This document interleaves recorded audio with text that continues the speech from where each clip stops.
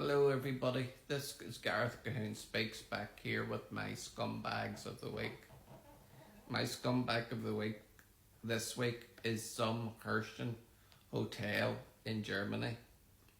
Back to the 1930s, German hotel tells Israelis no Jews allowed here, triggering discussion about ongoing anti-Semitism. The realm of what is normal shrinks more and more each day, says Holocaust survivor. A German hotel chain told an Israeli family requesting a reservation that there are no Jews allowed, triggering intense discussions about the presence of anti-Semitism in Germany, almost 100 years after the Nazi Party came to power. The striking case was highlighted by Israel's Consul General to Southern Germany, Taya Lador Fresher, this week. Are we back in the 1930s? A hotel responded to an Israeli as follows: "Sorry, there are no Jews allowed in our hotel. I'm glad that Booking.com has banned this hotel from its website," she wrote on X. The case was widely covered by the German press, and the Upper Palestinian Police headquarters said that the Rosenberg Criminal Police opened an investigation. It is also somewhat unusual among recent cases of anti-Semitic incidents towards Israelis, which often cite Israelis' alleged genocide or other actions of ostensible reasons. In this case, the hotel quickly apologised, claiming that the statement was made out of a frustration and a lack of care rather than anti-Semitism or any anti-Israel sentiment. Yeah, right, there's no Jews allowed here isn't anti-Semitic. Responded to several media outlets, a representative of the family that has owned the hotel on the Czech border for over 100 years has apologised for the statement, arguing that the family doesn't hold hostile beliefs towards Jews or Israelis, and blaming recent fake bookings and phishing attempts for causing frustration to boil over. The hotel's junior manager said that they thought the unusual request from Israeli was fake as well.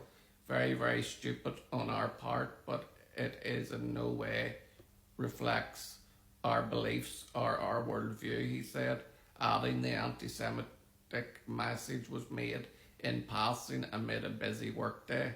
I'm sure that's what the people said in Hitler's Germany too.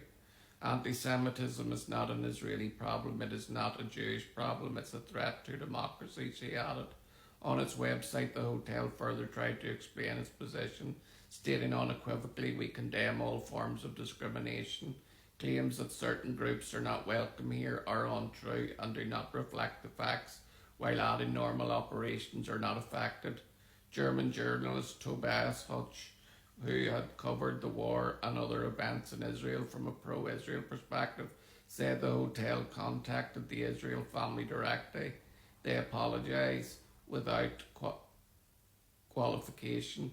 They provide evidence of the previous fraud cases, explain the sequence of events step by step, and at no point minimise their own responsibility.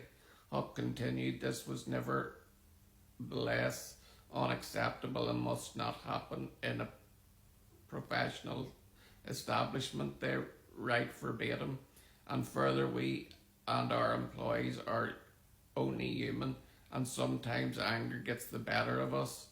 Junior manager Andreas Fogi includes his personal mobile number and invites the family to a complimentary stay, not just a weekend but a full week to meet in person. Huck concluded, "This is not the behaviour of a hotel that hates Jews. This is the behaviour of a family that made a terrible mistake and is trying to make it right." Nevertheless, the president of Centre Council of Jews in Germany, Joseph Schutzer, called for the legal investigation, even though I have taken note of the apology for this unacceptable remark.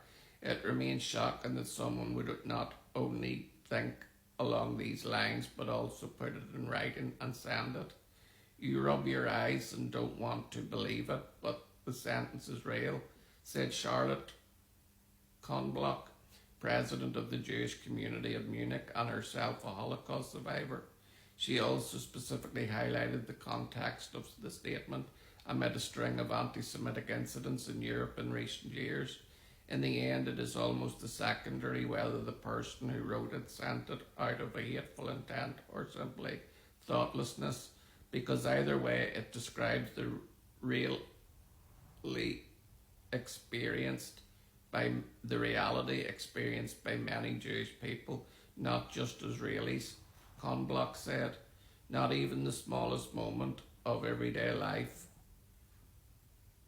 not even the smallest moments of everyday life are free from this burden.